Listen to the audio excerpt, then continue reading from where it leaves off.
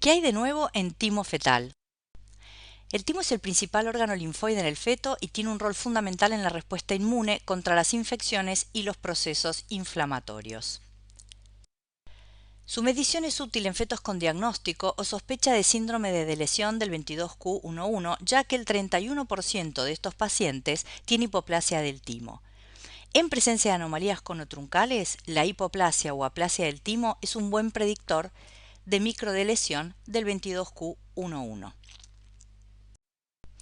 Entre las 15 y las 20 semanas está totalmente desarrollado y comienza a atrofiarse a partir de la pubertad, pero hay distintas situaciones que pueden producir la involución precoz del timo. La disminución del tamaño ha sido asociada con complicaciones del embarazo, tanto maternas como fetales, como diabetes, preeclampsia, corioamnionitis, bajo peso y prematurez, entre otras. La explicación para esto sería que el estrés metabólico, la hipoxia o la falta de nutrientes producen inflamación y como respuesta fetal a la misma se produce liberación de corticoides que inducen la apoptosis de los timocitos con disminución del tamaño del mismo. De hecho, la administración de corticoides ha sido asociada con disminución del crecimiento del timo. Entonces, ¿se debería evaluar el timo como predictor de complicaciones en el embarazo? La evidencia disponible al momento es insuficiente para recomendar su evaluación sistemática. En primer lugar, no está establecido cuándo es el mejor momento para evaluarlo. Algunos autores lo han evaluado en el primer trimestre mediante ecografía en el plano axial, otros en el plano sagital, otros más mediante volumetría. Otros autores, en cambio, lo han evaluado en el segundo o tercer trimestre, por ecografía en unos casos y por resonancia en otros. En segundo lugar, tampoco está establecido cómo medirlo, si en el corte de 3 vasos o en el de 3 vasos tráquea, ni cuál es la medida más útil, si el perímetro, diámetro transverso, diámetro anteroposterior, área o índice timo-tórax.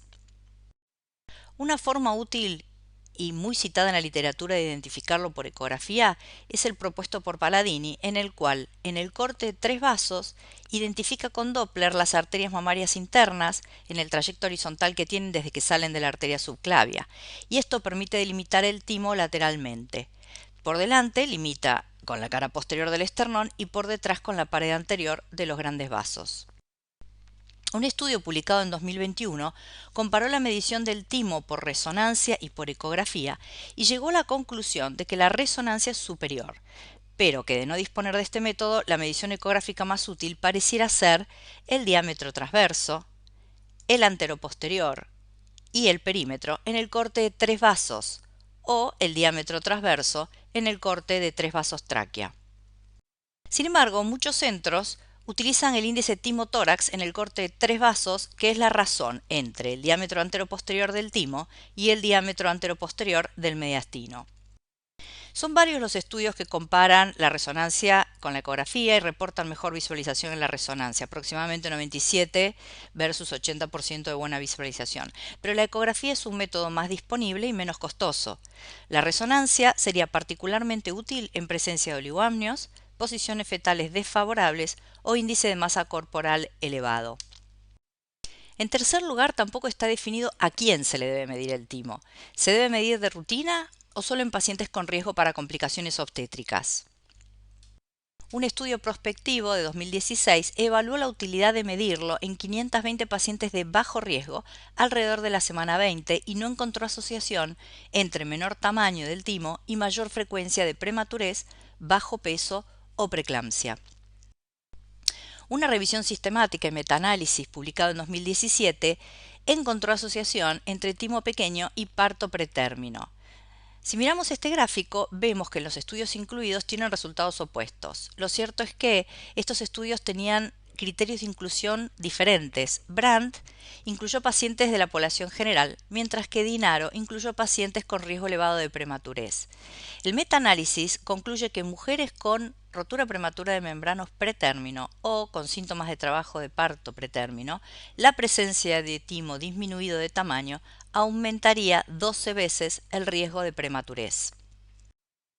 El mismo estudio también encontró asociación con corioamnionitis, sepsis neonatal y morbilidad neonatal, pero no encontró asociación con bajo peso o con preeclampsia.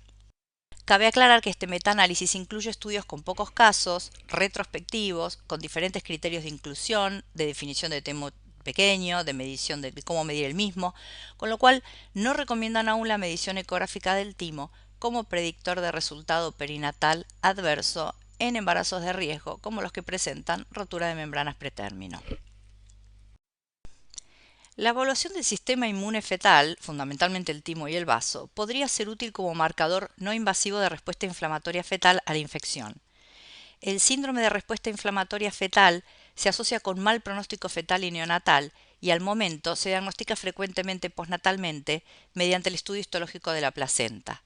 En el periodo prenatal solo puede evaluarse a través de procedimientos invasivos como amniocentesis, con el riesgo de prematurez y pérdida fetal que estos procedimientos tienen, por lo cual no se los suele incorporar en la práctica clínica habitual y se usa en cambio marcadores maternos inespecíficos y de aparición tardía como fiebre y leucocitosis.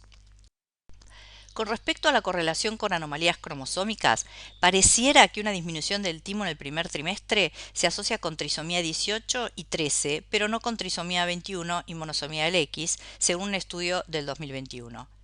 Estudios previos, en cambio, lo asociaban con trisomía 18 y 21, pero no con trisomía 13. Como conclusión, podemos decir que la medición del timo es útil en pacientes con diagnóstico o sospecha de síndrome de lesión del 22q11.2.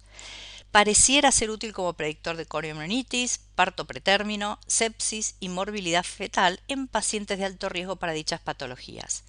No se recomienda la medición del timo fetal en pacientes de bajo riesgo para complicaciones obstétricas. No hay suficiente evidencia aún para recomendar la medición en pacientes de alto riesgo para complicaciones obstétricas. Se necesitan estudios prospectivos que evalúen la utilidad clínica de medir el timo. Bueno, espero que les haya sido útil. Saludos.